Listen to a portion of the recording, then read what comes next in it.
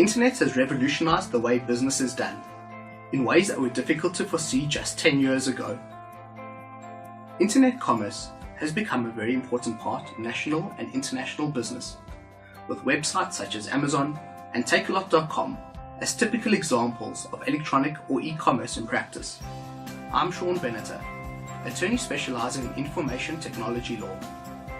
This presentation focuses on e-commerce with specific reference to global legal uncertainties prior to the e-commerce boom and the Electronic Communications and Transactions Act, or ECT Act, and how it deals with the validity of an agreement, offer and acceptance, as well as forms of communication. From a layperson's point of view, e-commerce consists of 4 basic stages.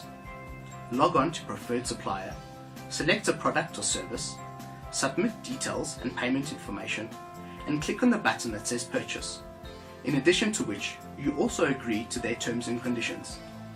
When we discuss e-commerce from a legal perspective, the focus is on contracts and contracting in the context of electronic commerce. This area of law was inadequate for many years, as business people felt uneasy about the legality and legal consequences of agreements concluded in this manner. The general sentiment was that the law did not adequately provide for or regulate the conclusion of contracts using the internet, and this was true in that there were uncertainties relating to the following vital areas. Could a contract be validly concluded between parties by means of electronic communications? Did the advertisement for goods and services on a website constitute an offer that is open to acceptance, or is it merely an invitation to do business? Would it be possible to conclude a binding contract where either or both parties use an electronic agent? That is where the communications between the parties are generated on either or both sides by computers without any human intervention. When and where does the contract come into existence? Is an electronic communication writing? And is it possible to provide an electronic signature? Which courts would exercise jurisdiction in the event of a dispute? When an international transaction has been concluded, which legal system would govern the relationship between the parties?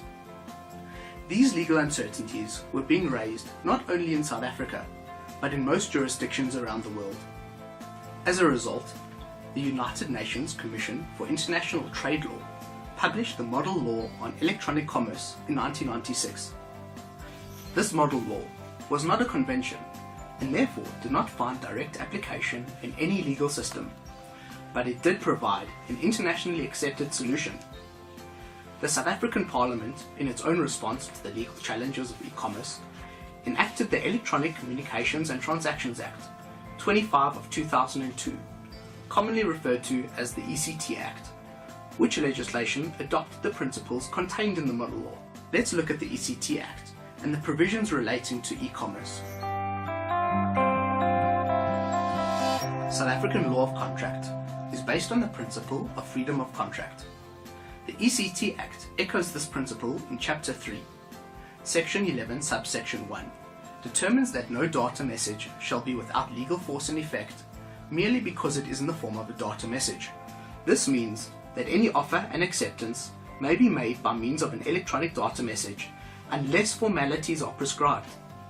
This is further confirmed by Section 22, which stipulates that no agreement shall be invalid merely because it was concluded in part or wholly by way of data messages.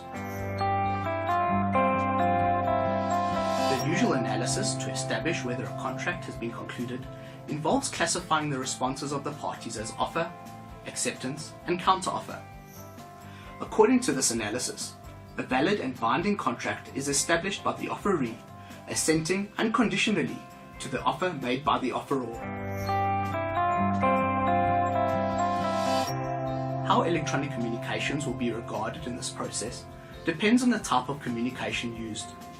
For legal purposes, faxes, emails, SMSs, and interaction with internet websites must be regarded as indirect communications because there is not necessarily any direct interaction between the addressor and the addressee.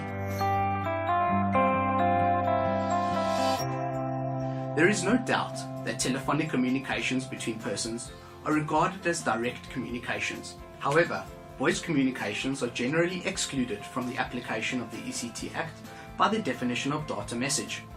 Section 1 defines data messages as data generated, sent, received or stored by electronic means and includes voice, where the voice is used in an automated transaction, and a stored record. When you are dealing with direct communications outside the scope of the ECT Act, the general rule of contract applies, namely that the offer and acceptance are subject to the information theory, unless there is a clear indication in the offer that the other party is entitled to use indirect means of communications.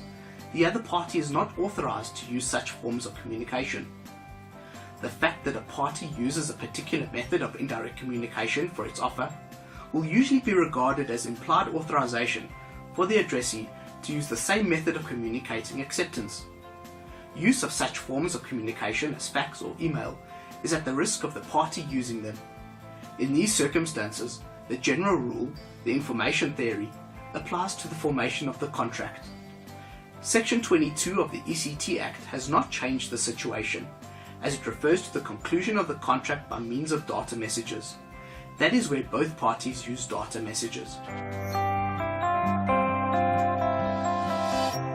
When parties communicate by telephone, they are communicating directly, almost as if they are in each other's presence. The parties will know immediately whether the acceptance has been received, and any break in communication will be immediately apparent.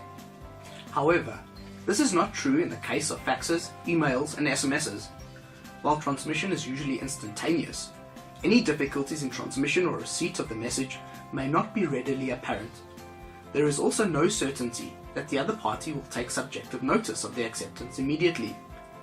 Such a notice depends on whether the other party actually reads the fax, email, or SMS.